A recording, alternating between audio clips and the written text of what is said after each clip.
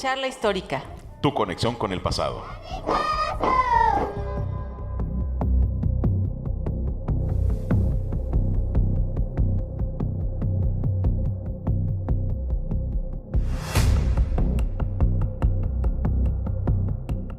Hola amigas y amigos, bienvenidos a una emisión más de Charla Histórica, tu conexión con el pasado. Les saluda Luis Güense y le doy la más cordial bienvenida a Alejandra García. Bienvenida, maestra. Muchas gracias, Luis. Estamos muy contentos de estar aquí con el maestro, en esta ocasión con el maestro Gerardo Baltasar Mosqueda, quien nos va a hacer una presentación de Guerra Sucia en México. ¿De qué será esto? Pero bueno, platícanos, Gerardo. Tú tienes una formación en psicología y en historia. ¿Por qué llegaste a este tema? ¿Cómo llegaste a este tema? Bueno, muchas gracias por la invitación. Sí, digamos que se atraviesan muchos factores en mis intereses, desde personales como quizás también académicos. Vengo de una familia de historiadores, mis padres son historiadores, mi hermana mayor, y en algún sentido me interesaba no seguir con esa tradición cuando decidí finalmente estudiar psicología en la licenciatura, pero estudiando ahí psicología me di cuenta que en realidad me interesaban más cuestiones sociales, políticas, abordajes más históricos, y que de algún modo se relacionaban con esa formación inicial, con la psicología.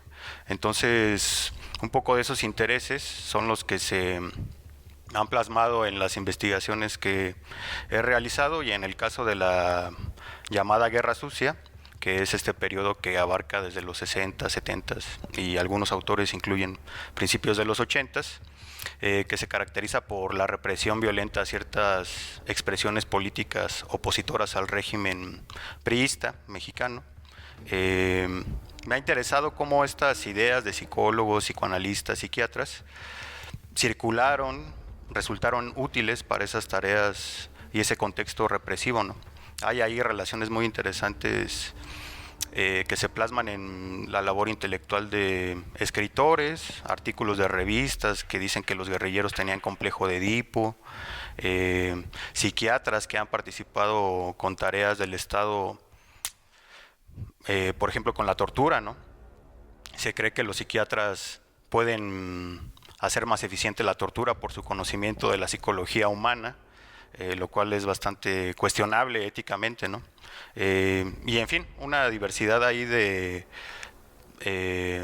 coincidencias entre estos saberes y esas tareas represivas, ¿no?, en este periodo. Bien, maestro Gerardo, ahora, ¿cómo fue que te interesaste ya en ese tema? ¿Qué factor influyó en tu vida para decir, sabes que yo quiero abordar más aquí en esta brecha y pues de intercambio intelectual, ¿no? Porque no fue una guerra como nosotros nos pensamos con fusiles, que sí los hubo, pero algo similar a una revolución mexicana, a una intervención francesa. No, aquí fue una guerra intelectual, fue un intercambio de papel y pluma. ¿Cómo fue que te interesaste en este periodo, en este fenómeno? Claro, lo has dicho muy bien. En general, ese es el interés de la investigación y probablemente el aporte, es enfocar este periodo violento, autoritario, en donde el Estado reprimía y hacía uso de la violencia directa, pero también había violencia por parte de algunas expresiones políticas disidentes, como las guerrillas, ¿no? Entonces este enfrentamiento armado de fusiles, como decías, se ha enfocado y se ha interesado evidentemente mucho en eso, documentar esa violencia, quiénes ejercieron la violencia, dónde, cómo. En cambio a mí me interesó, como tú decías, lo impreso, lo intelectual, y en buena medida tuvo que ver con algunas primeras aproximaciones, ya hace algún tiempo, a algunas publicaciones muy conocidas durante la época, la revista Siempre, por ejemplo, que congregaba plumas muy diversas, escritores críticos, si es que había un margen para la crítica en aquel periodo hacia el gobierno, seguramente se expresó en las páginas de la revista Siempre, pero también intelectuales, plumas muy afines a los discursos oficiales, como el caso de Roberto Blanco Moeno. Entonces, mirar ese debate, ese panorama intelectual, cultural que se expresó en esta revista, me pareció muy interesante, me pareció que valía la pena profundizar sobre esta batalla ideológica, intelectual, que se dio paralela a toda la otra batalla armada, con trincheras, con barricadas, ¿no? Fue ahí como me empecé a interesar en esos temas. ¿Y de qué manera esta formación en psicología que tienes, como estas bases, como este andamiaje que tienes, te ayuda para que tu investigación ahora puedas hacer una revisión de este proceso de represión, de violencia, esta unión de ciertas temáticas, digo, de ciertas líneas, te puede ayudar a desarrollar tu trabajo o como platícanos como más o menos lo llevas? Claro, sí. Hay un interés en mostrar la relevancia que tuvieron todas estas ideas, todo este repertorio de autores, nociones, conceptos, que tiene que ver con lo que yo estudié en la carrera, en la psicología, pero también hay una mirada crítica a esos saberes, más bien. Es más o menos conocido esta idea de que ir al psicólogo, a la psicóloga te ayuda para resolver problemas, y en general los psicólogos, como miembros de este gran gremio de personas interesadas en la salud mental, se supone que hacemos bien a la sociedad, ¿no? Resolvemos problemáticas psicológicas. Pero en este caso estos saberes resultaron muy útiles para la contraparte, digamos, para hacer mal a la sociedad, para reprimir a movimientos sociales, para despolitizarlos, para desideologizarlos y darles un cariz negativo ante la opinión pública. Entonces, digamos que me interesa, o lo que yo tenía como que desarrollado antes de interesarme por la historia, era el peso y la relevancia que tienen todos estos saberes en la sociedad contemporánea. Y me interesaba mostrar que en ese periodo hubo muchas aportaciones cuestionables, reprochables éticamente y moralmente, si se quiere ver así, y que había que enfocarlos con una mirada crítica. O sea, ¿por qué un torturador, un médico que se formó en las teorías de la medicina social en la posrevolución, después en los 70s colabora con el Estado para torturar a algunos presos políticos? Y es miembro privilegiado de la DFS, ¿no? Claro, sí. Tiene ahí una colaboración, no sabemos todavía qué tan estrecha o qué tan casual fue, pero sin duda le resultaba de utilidad ese saber que tenía ahí este psiquiatra, ¿no? Y es lo que podía retomar como de aquella formación inicial como psicólogo. Hubo esa interdisciplina, ¿no? Esa conjunción de dos ramas que dan un resultado pues muy enriquecedor en la investigación que estás realizando ahorita para el doctorado. Y aterrizando en esa investigación, ¿qué título lleva esta etapa que estás a punto de concluir? Todavía no está escrito sobre piedra, pero la he titulado Trincheras de ideas, batallas por los lectores, intelectuales, guerrillas y culturas psi en México 1968-1977. Entonces ahí, por ejemplo, me interesa ver cómo se disputaron estos lectores, ¿no? O sea, de modo muy general. Ahí me interesan muchas cosas en realidad en la tesis, pero uno es mirar cómo esta confrontación entre el Estado mexicano de los 70s, represivo, autoritario, y las guerrillas de inspiración socialista que también aparecen durante ese periodo, en algún sentido querían movilizar opinión pública, ¿no? Tanto al Estado le interesaba desprestigiar a las guerrillas, como las propias guerrillas, a través de operaciones muy diversas, ganar simpatías entre la población mexicana, ¿no? Entonces, como que enfocar un poco eso, mirar que en ese debate también se atraviesan todas estas ideas de psicólogos, psicoanalistas. Por ahí analizo el caso de un escritor de Veracruz, Roberto Blanco Moeno, que decía, él fue quizás el que más utilizó esta serie de ideas para hablar mal sobre la guerrilla, y él entiende la guerrilla como una expresión del complejo de Edipo de los guerrilleros, ¿no? Los guerrilleros habrían sufrido diferentes problemáticas mentales, infancias complicadas, y en algún momento determinado estos devienen en patologías mentales, y la violencia que caracteriza a las guerrillas no es más que la manifestación de todo este cúmulo de patologías mentales, ¿no? De acuerdo con la pluma de Roberto Blanco Moen. Que casi un fenotipo del guerrillero, ¿no? Ay, es que es muy interesante lo que estás platicando. A mí me gustaría saber, nos estás comentando acerca de que, bueno, has revisado periódicos y revistas, pero ¿qué otras fuentes? ¿Todavía tienes fuentes vivas? ¿Incluyes algunas entrevistas, alguna tradición oral o algunos archivos? O platícanos de dónde sale la información que tienes para tu investigación. Claro, sí. Si bien es un periodo que entraría en esta corriente historiográfica de estudios del tiempo presente, historia del tiempo presente, y en ese tipo de estudios las entrevistas, las fuentes orales tienen un lugar privilegiado. En mi caso, realicé algunas entrevistas, un ejercicio más de memoria, más de diálogo, no diría que son tanto una fuente trabajada como con toda la metodología, ¿no?, de la historia del tiempo presente. Más bien complementé esta revisión de libros, libelos, revistas, prensa, con la información de las dependencias que estuvieron encargadas de orquestar y planear la represión en el periodo, la Dirección Federal de Seguridad y la Dirección General de Investigaciones Políticas y Sociales. Y ahí es curioso porque estos reportes hechos por esos agentes no son reportes muy elaborados, digamos, ¿no? Sergio Aguayo Quesada, que tiene uno de los primeros libros que exploraron ese fondo, dice que no había una labor propiamente de inteligencia, ¿no?, propiamente dicha.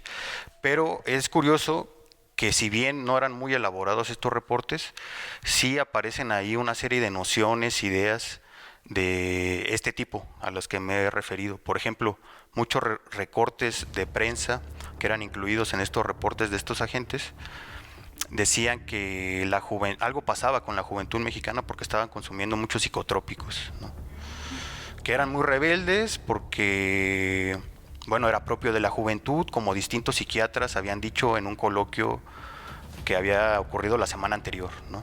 Entonces, en efecto, o sea, como que no había mucha elaboración en estos órganos de inteligencia o de supuesta inteligencia del Estado mexicano, pero aún así se filtraban este tipo de ideas, este tipo de nociones a través de la prensa. Dejaban ver cuál era su tendencia al respecto, ¿no? Claro, claro, es correcto. También esa podría ser otra.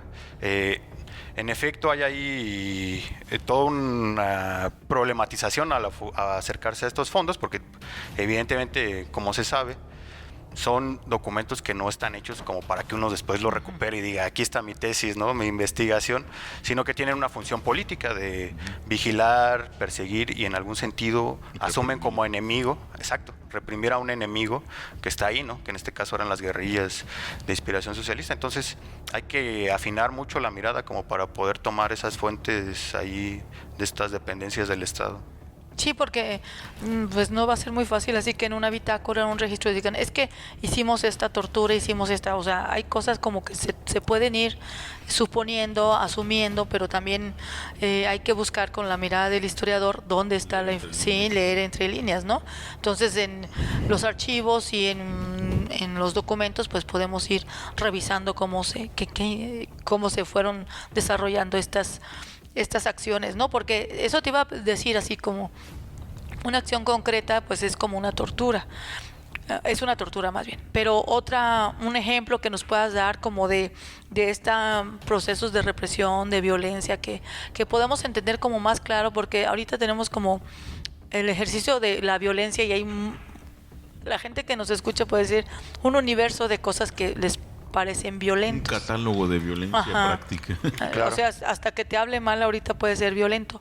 En ese momento, ¿a qué nos estamos refiriendo con algo violento o represivo? Así como algo... Claro, claro. Hay mucha bibliografía al respecto.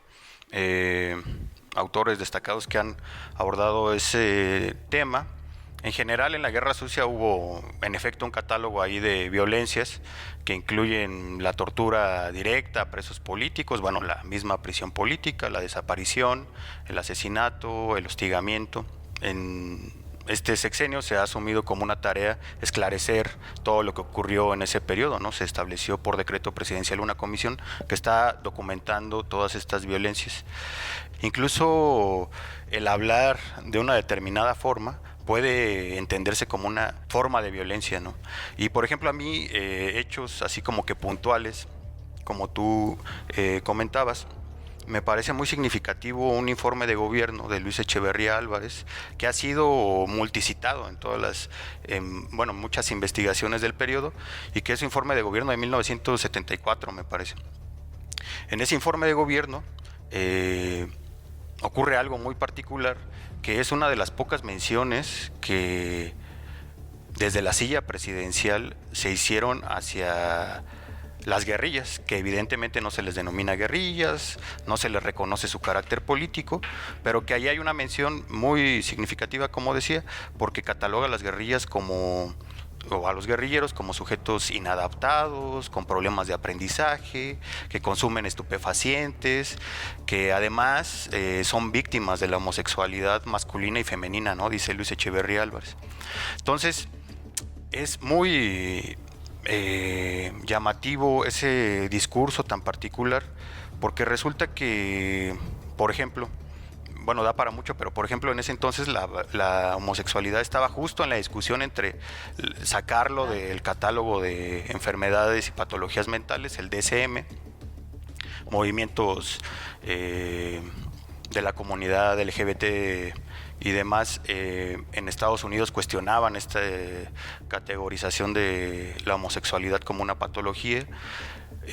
Finalmente se da en esos años, como decía, la desclasificación, pero aún en México es muy común en ese periodo encontrar la homosexualidad como una patología mental, ¿no? Entonces lo que hace ahí Luis Echeverría Álvarez es hacer parte de toda esta retórica que yo rastreo como en los diferentes capítulos y que se expresó desde la silla presidencial, como decía, lo cual no es menor como en un país presidencialista como México, y en un informe de gobierno que era parte de la parafernalia priista, un escritor de una revista política como la revista Siempre, el psiquiatra vinculado a los aparatos de inteligencia del Estado.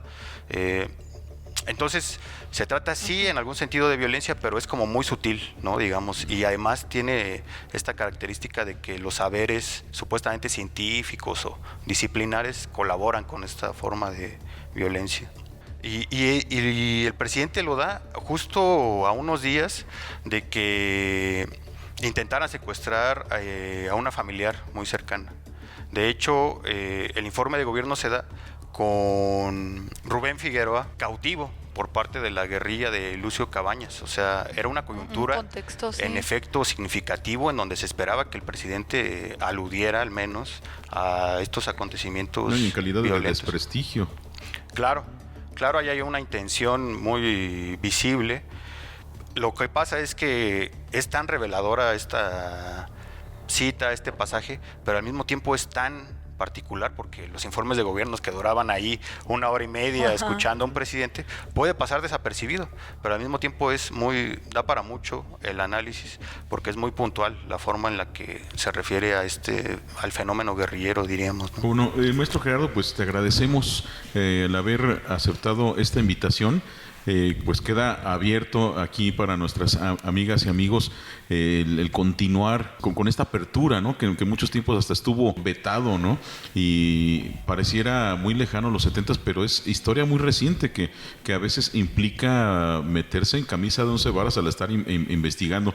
Antes de despedirnos, ¿dónde nos aconsejas a alguien que se interese en este tema? ¿Qué les recomiendas? ¿Alguna lectura, alguna página, algún medio para que se vayan empapando de este tema? Para comenzar a familiarizarnos con este tema, quizás las investigaciones iniciales del propio Sergio Aguayo con su libro La Charola, que es muy revelador en torno a estos órganos de inteligencia, las investigaciones de la doctora Verónica Oiquión, Hay un libro muy panorámico sobre esta temática del movimiento armado socialista, Laura Castellanos, México Armado, se llama, por Editorial Era. Y bueno, en realidad es un campo muy vigoroso, muy vital, con investigaciones muy recientes, contemporáneas, que está produciendo mucho para los interesados, las interesadas, pero pienso que con esos estudios iniciales es una buena introducción para un tema tan vigoroso, ¿no? Como digo. Cómo no, pues muchísimas gracias nuevamente. Pues muchas gracias, maestro Gerardo. Toda esta información la vamos a tener en nuestras redes sociales para quien se interese, y bueno, pues cualquier contacto, cualquier información que se quiera ampliar, pues ahí podemos tenerlo. Y muchas gracias, maestro Gerardo, y muchas gracias a Luis Güense. Gracias, Alejandra García. Estuvimos con ustedes aquí en Charla Histórica. Hasta la próxima.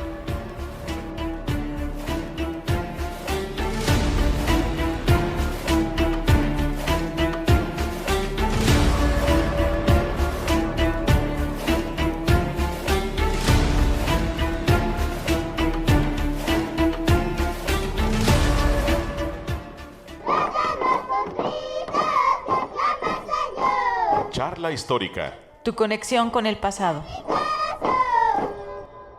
Este es un podcast de divulgación histórica creado por alumnos del doctorado en Historia e impulsado por el Instituto de Investigaciones Históricas de la Universidad Michoacana de San Nicolás de Hidalgo.